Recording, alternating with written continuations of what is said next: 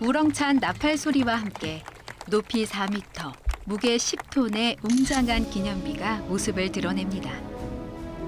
한국전에 참전한 캐나다군의 공적과 두 나라 우호를 기리기 위해 경기도 가평군이 캐나다 각지에 기증해온 가평전투 승전비. 5번째 승전비는 캘거리에 세워졌습니다.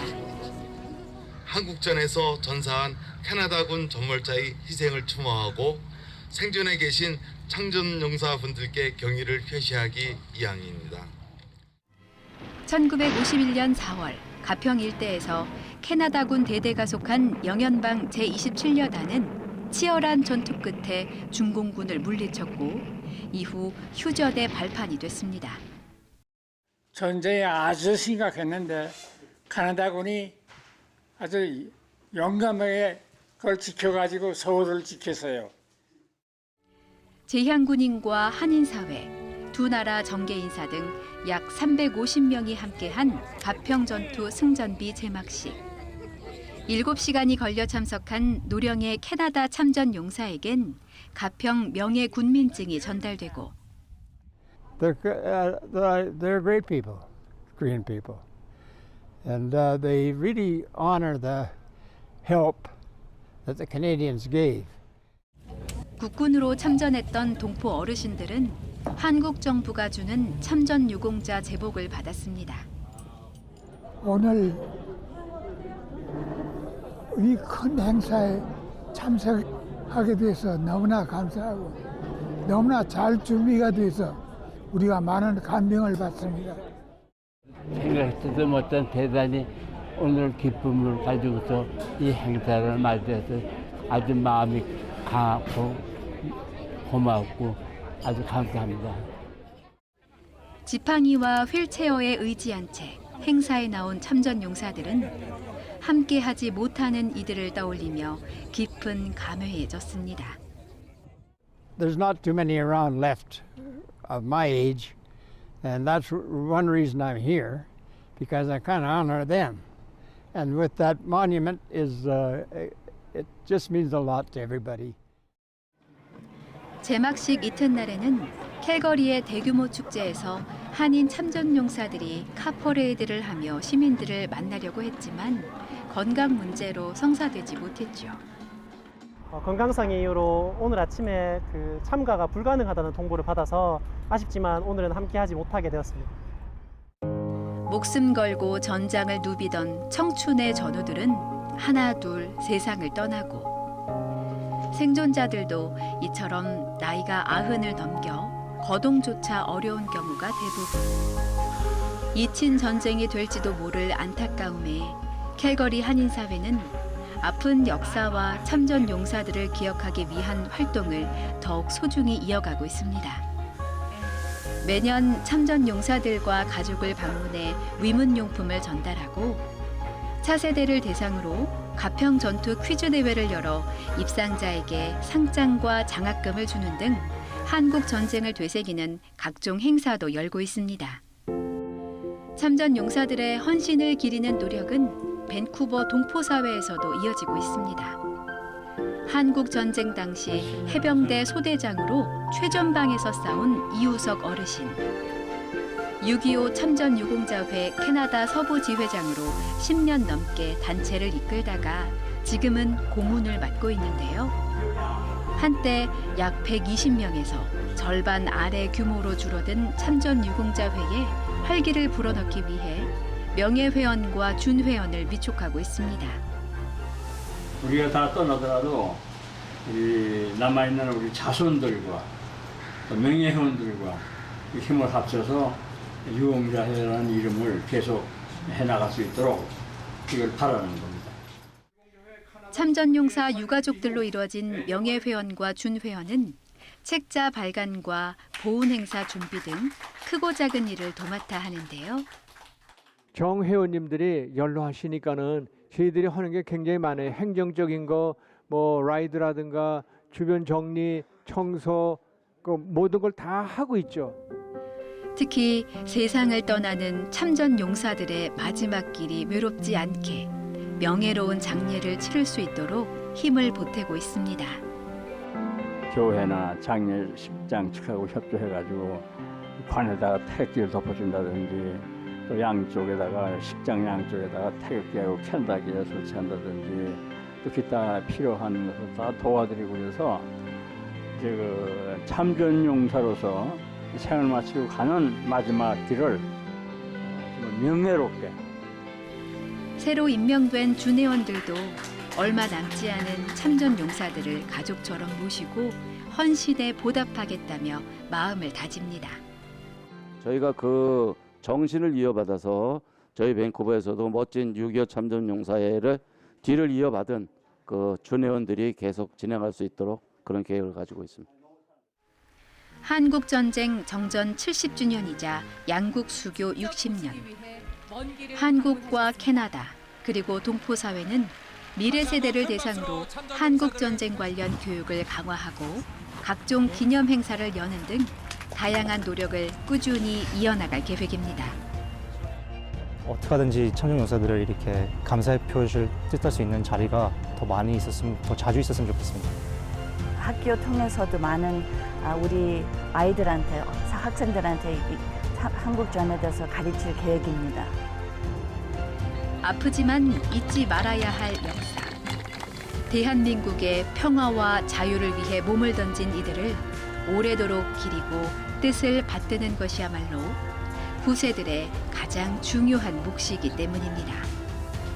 우리 참전용사분들이 한 분이라도 더 살아 계실 때 더 의미 있고 더 크게 행사를 하려고 그렇게 노력을 하고 있습니다.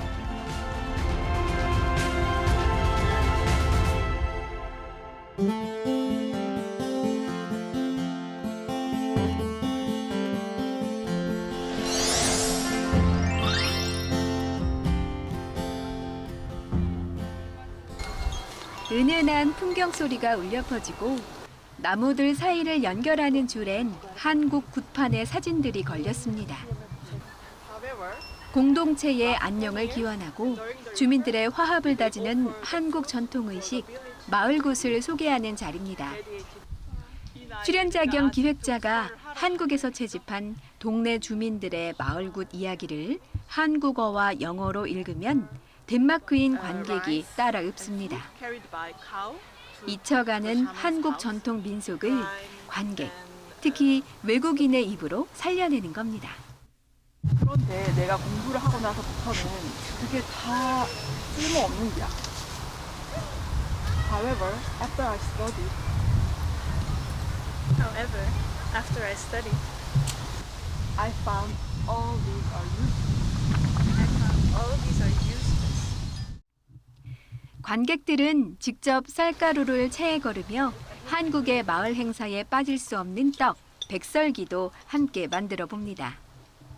Everyone donated their valuable things, such as rice. 관객들은 먼 나라에서 온 생소한 형태의 공연인데도 뭔가 서로 연결되는 느낌을 받았다고 말합니다. Jeg synes det var rigtig spændende, fordi det åbnede mine øjne op for nogle ting, jeg sådan, altså, at jeg ikke vidste, at man på samme måde også har nogle ritualer, sådan, der minder om, og der er så meget, der på en eller anden måde minder om. 한국의 마을굿이 약 8,000km나 떨어진 덴마크에 등장한 사연은 뭘까요? 한국에서 무용과 안무를 공부한 영란 씨는 전통 무용을 연구하다가 자연스럽게 무속 신앙에도 관심이 생겼습니다. 주민들과 공무원, 무속인이 모여 나무 같은 자연물에 복을 기원하는 모습을 보며 사람과 자연 환경의 상생을 깨달았는데요. 재충전을 위해 왔다가 6년 전 정착한 덴마크 역시 인간과 자연의 조화를 중시하는 곳임을 알게 됐고 색다른 공연을 마련해 공감을 끌어냈습니다. 오히려 더 이런 사람과 자연과의 관계라든지 이런 게 되게 중요시 되는 거를 이제 다시 보고 이런 관점에서 이런 마을굿 전통도 다시 생각해 볼 수 있겠다라는 생각이 들었고 이처럼 인간과 자연의 조화라는 숙제를 폭넓게 공유하기 위한 노력은 일회성 공연을 넘어 더욱 다양한 활동으로 영란시를 이끌고 있습니다.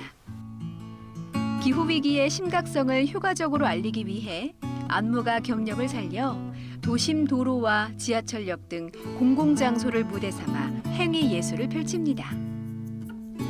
현지 기후운동단체 회원이기도 한 영란시가 아들과 함께 펼친 공연 장면은 현지 일간지에 실리기도 했는데요. 정치, 경제 권력을 향해 기후위기 대응을 촉구하는 평화로운 방식의 시민 불복종 운동으로 소개됐습니다. 예술적인 표출뿐 아니라 각종 환경보호 시위에도 활발히 참여해 목소리를 내고 있습니다. 돼지 공장식 축산업이 굉장히 심각해요. 돼지들을 먹이는 먹이를 남미에서 수입해 와서 또 그쪽 지역의 자연을 파괴하고 이제 수질을 오염시키는 그런 결과도 낳고 있기 때문에 영란시는 현지 어린이들을 상대로 동물 다양성에 관한 워크숍도 준비 중입니다. 흥미를 더하기 위해 한국의 신화 속 동물을 소개할 생각인데요. 한국 전통의 어떤 세계관이나 우주관이 있다는 거를 여기 덴마크 사람들한테 소개시켜줬을 때 또 그 사람들이 그걸 되게 흥미롭게 보고 거기에 어떤 의미가 있는 거를 보는 거가 되게 좋았던 것 같아요. 인간과 자연의 공존, 상생이라는 인류 공동의 메시지를 널리 알리기 위해 한국의 정서를 곁들인 실험을 이어가는 영란시. 안무가이자 공연 기획자, 행위 예술가, 사회운동가로서 새롭고 다채로운 시도를 끊임없이 해내고자 합니다. 생물들, 어떤 자연의 목소리까지 담는 그런 작업을 해서 관객들이 좀 더 그거를 정말 잘 체감하고 공감할 수 있는 작업을 만들고 싶습니다.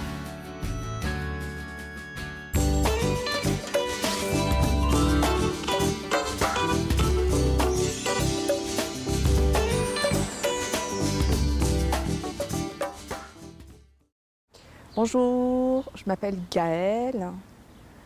Je suis adoptée. Depuis que j'ai 7 mois, je suis en France. J'habite à Bordeaux actuellement.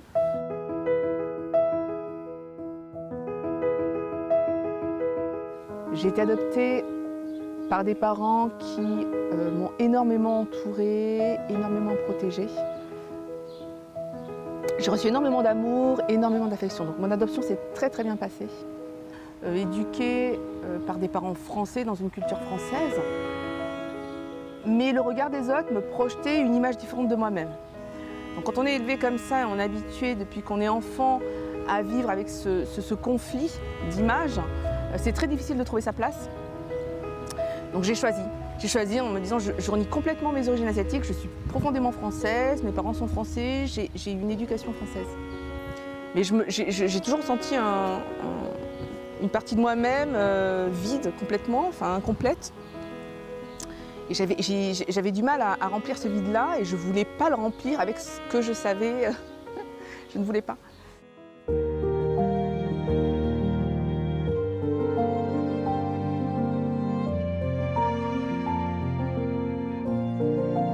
Pourquoi j'ai été élevée du coup par ses grands-parents, enfin voilà, des Français alors que je suis née en Corée. Il me posait des questions sur la Corée du Sud, mais impossible de lui répondre puisque je ne connaissais absolument rien. Donc tout ça a fait que c'était vraiment le bon moment pour me plonger et pour activement essayer de me rapprocher de ma culture d'origine en fait. Et effectivement, donc je suis allée en octobre dernier. J'ai ressenti énormément d'émotions, c'était quelque chose de très sensoriel, c'était vraiment, je me suis sentie vraiment bien en fait, vraiment bien. Et ça m'a profondément, émue et touchée et ça m'a rendue malheureuse en fait.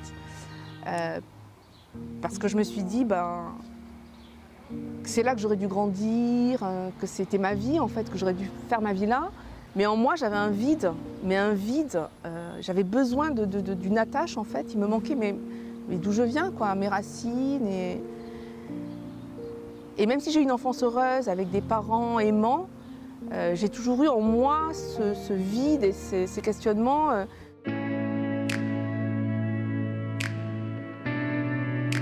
J'ai commencé la recherche il y a 3 ans, en France. Ça a été très vite, c'est-à-dire qu'en fait, j'ai eu 3 mois après un appel téléphonique pour qu'on m'annonce qu'ils avaient retrouvé mon père biologique, qui était décédé, donc il y avait déjà un petit moment en 1996, et qu'ils étaient en train de chercher ma mère. Un mois après, j'ai eu la réponse comme quoi ma mère était décédée. Donc ils ont trouvé de suite, ils ont retrouvé son identité. Elle est décédée, elle, en 2005. Si longtemps que ça. Donc, et c'est là où ça a été très difficile pour moi, parce qu'en moi, j'étais assez dévastée parce que je suis un peu ravagée par le fait de ne pas avoir fait de recherche avant. C'est-à-dire que j'ai énormément regretté. Mais je voulais savoir mon histoire, en fait, connaître mon histoire. Et je pense, enfin c'est un cliché, mais je pense que savoir d'où on vient et quelle est son histoire nous aide aussi à avancer dans notre vie. Et c'est dommage que je m'y prenne maintenant, mais...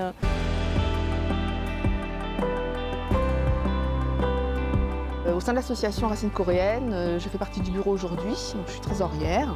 Le fait qu'elle soit là, que l'association existe et que je puisse échanger avec elle a été d'un réconfort, salvateur pour moi, parce qu'à cette période, quand j'ai décidé de mener mes recherches, ça a été très douloureux. C'est-à-dire qu'en fait, je pleurais tous les jours. Pour moi, c'était une décision qui n'était pas si facile que ça. Et donc, je l'ai eu plusieurs fois au téléphone et ça m'a vraiment beaucoup aidée. Aujourd'hui, les parents biologiques vieillissent et malheureusement, ils vont petit à petit disparaître. Je trouve que c'est très important de donner la possibilité aux adoptés d'aller au-delà de la recherche. Il n'y a plus rien qui nous rattache en fait à notre passé, à notre culture d'origine.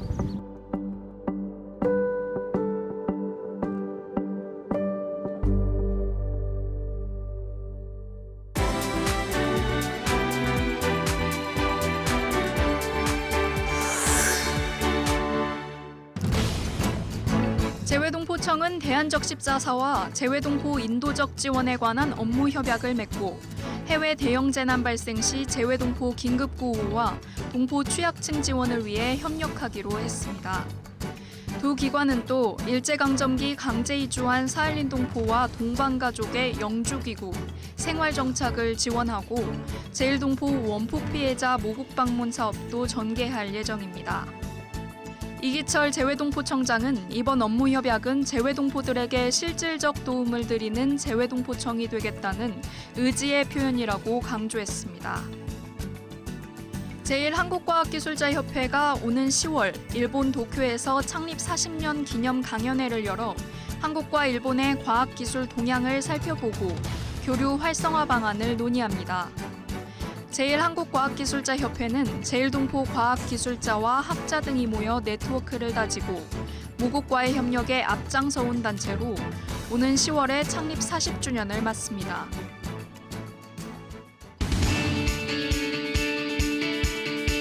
이제 해외에서도 스마트 TV로 YTN 실시간 뉴스를 시청할 수 있습니다. 유럽, 남미, 호주 지역 시청자께서는 LG 스마트 TV의 광고 기반 무료 스트리밍 서비스인 LG 채널을 실행한 후 YTN 번호를 누르면 24시간 한국어 실시간 뉴스 시청이 가능합니다. 대륙별 YTN 채널 번호는 유럽 900번, 남미 850번, 호주 300번입니다. YTN은 재외동포 등 해외 시청자가 언제 어디서나 한국어 뉴스를 시청할 수 있도록 미디어 플랫폼 확장에 앞장서겠습니다. 여러분의 많은 시청 바랍니다.